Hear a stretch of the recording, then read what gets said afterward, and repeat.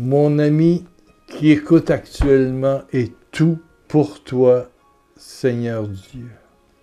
Mon ami qui est là, qui arrive avec ses maladies, et même des maladies mystérieuses, est tout pour toi.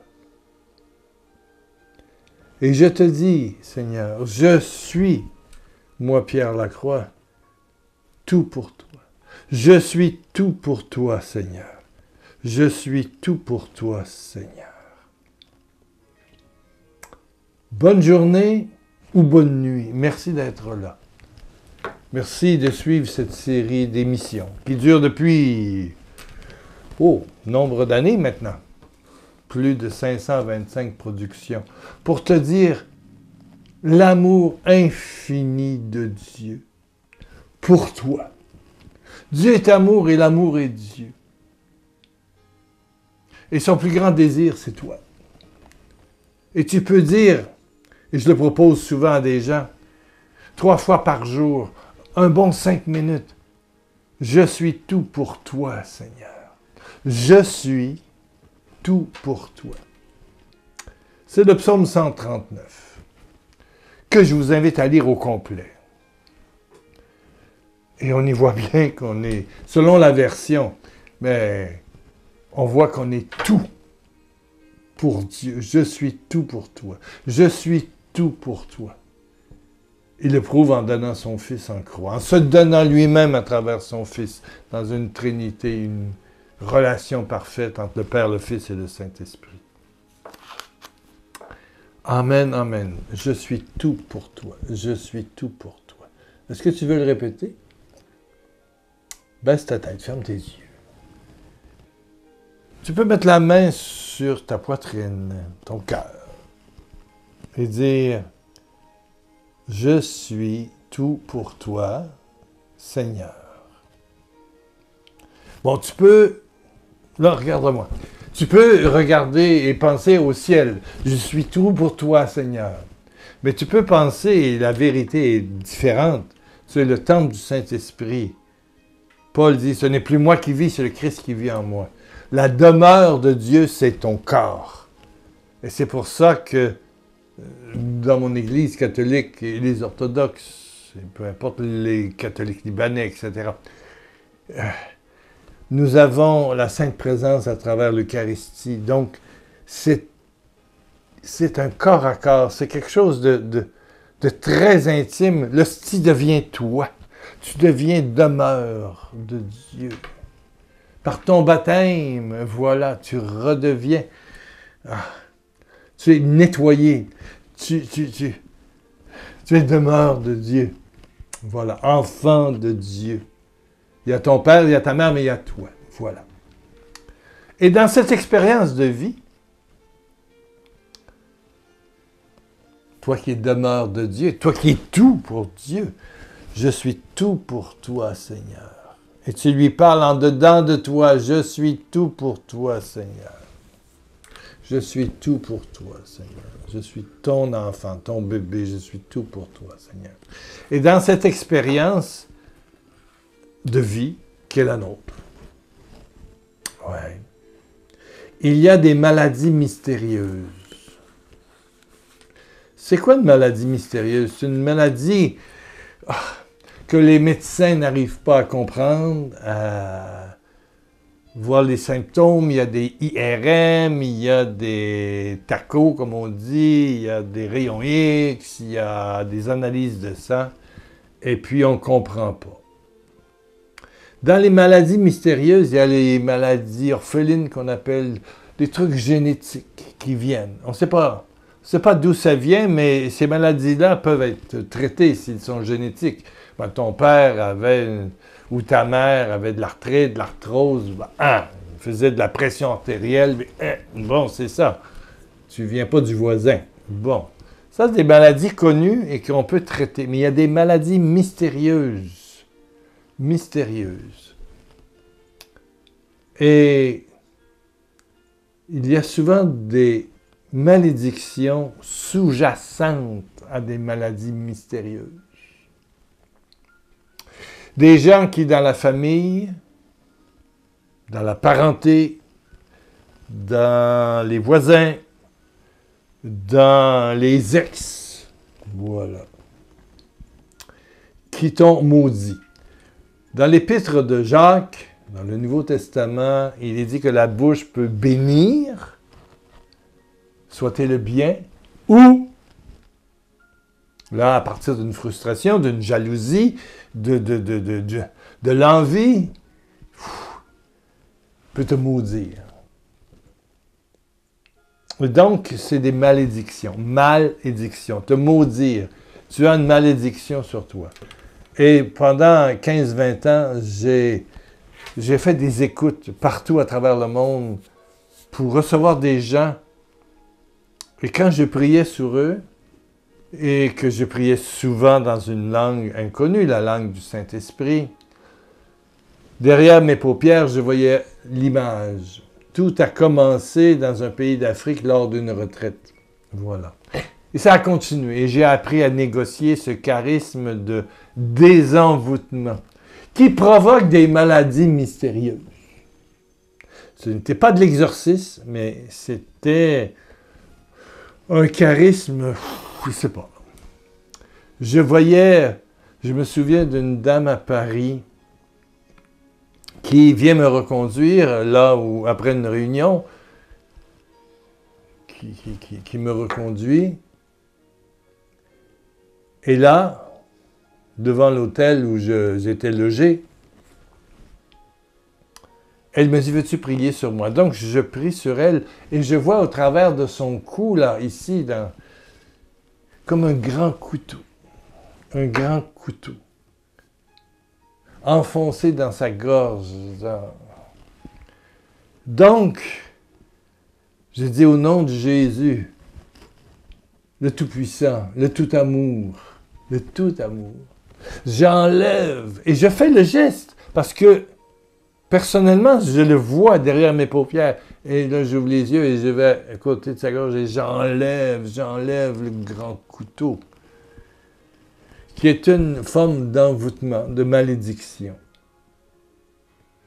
Ça reste comme ça, et quelque temps après, elle me rejoint pour me dire qu'elle a depuis des années et des années des problèmes de gorge, de thyroïde, et que c'est parti. Des maladies mystérieuses qui avaient cette origine. Et peut-être que toi, comme dans les îles des Caraïbes, là, j'étais dans un pays, et je vois arriver un bel homme, là, c'est un beau monsieur qui avait été dans l'armée pendant plusieurs années, bien baraqué, costaud, voilà, blond, je me souviens, voilà, et qui avait été abandonné par l'amour de sa vie, une femme extraordinaire. Comme il me dit, mais elle m'a largué, c'est foutu, c'est fini, bon.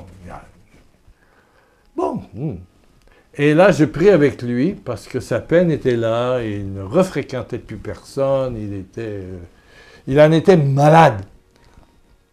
Bon, et je vois un couteau dans son cœur. En fait, c'est une lance.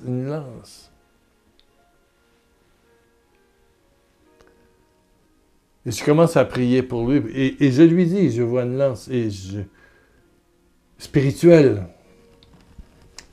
C'est pas une lance physique, c'est spirituel, c'est voilà.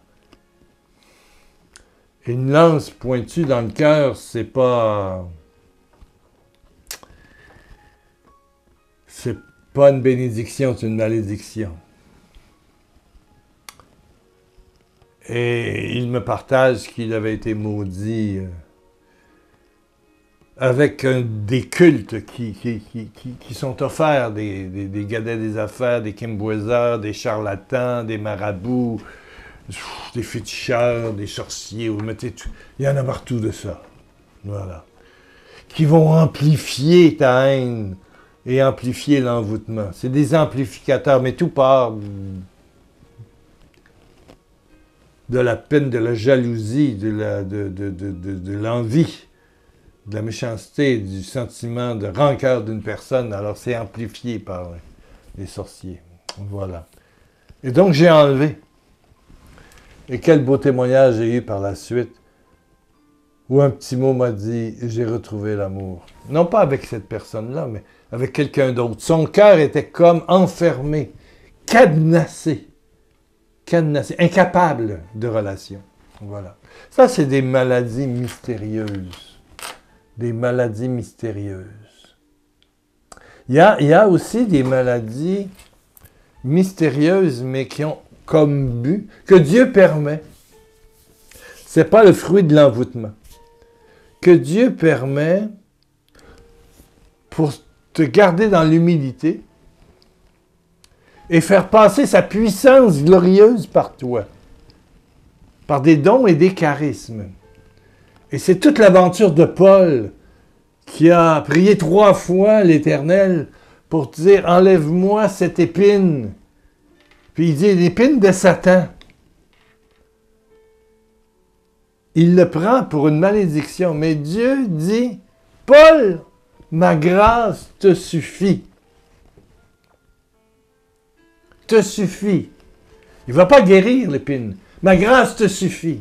Parce que c'est lorsque tu es faible, humble, petit, que ma puissance se manifeste par toi, à travers ta prière, à travers ton amitié, à travers des petits gestes de vie, un petit verre d'eau donné des fois, mais au nom de Jésus, peut guérir quelqu'un du cancer, hein, vous savez. Ah oui, oui, oui. C'est des gestes en Jésus.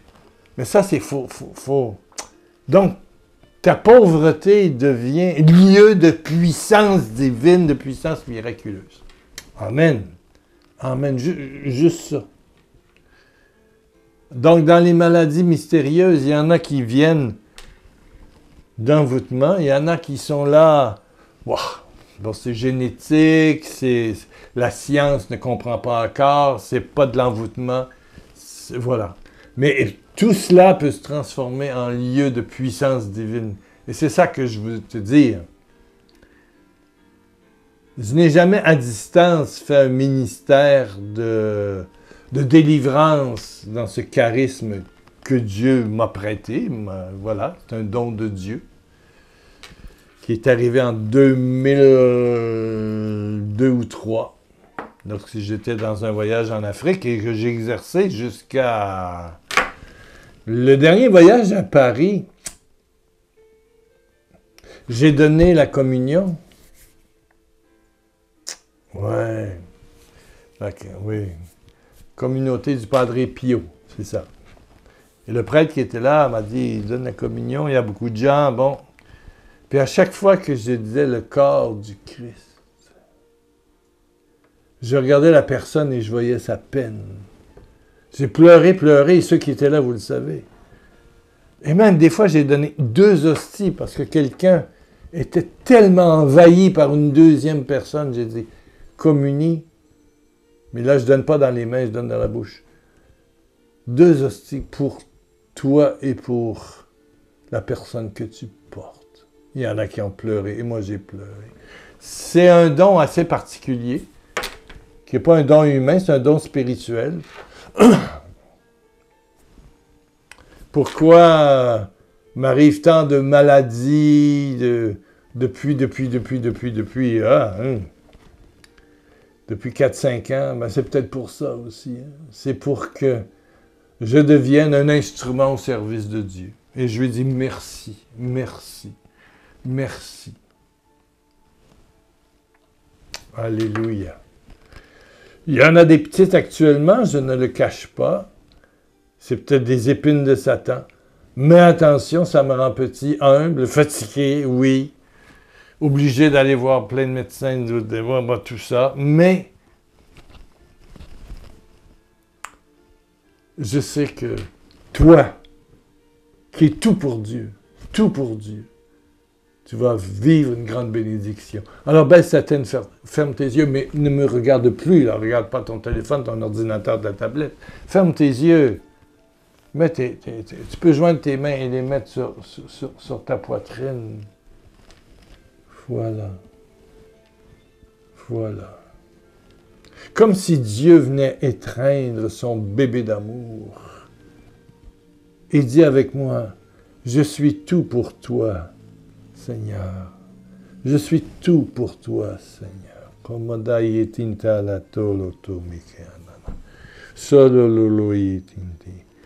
Je vois beaucoup de gens avec des envoûtements. Je vois, j'enlève.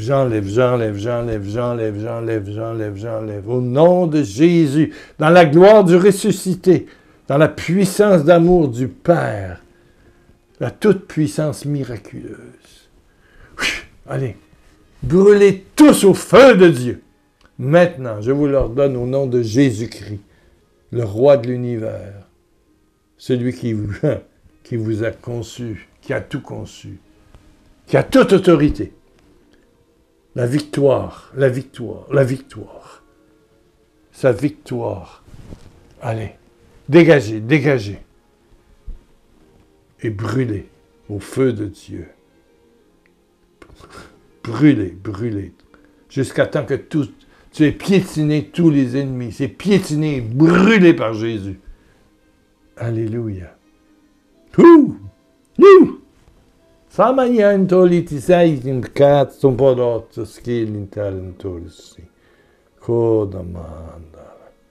Beaucoup de victoires aujourd'hui, beaucoup de guérisons. Et dans les jours qui viennent, surveille comment ta condition va.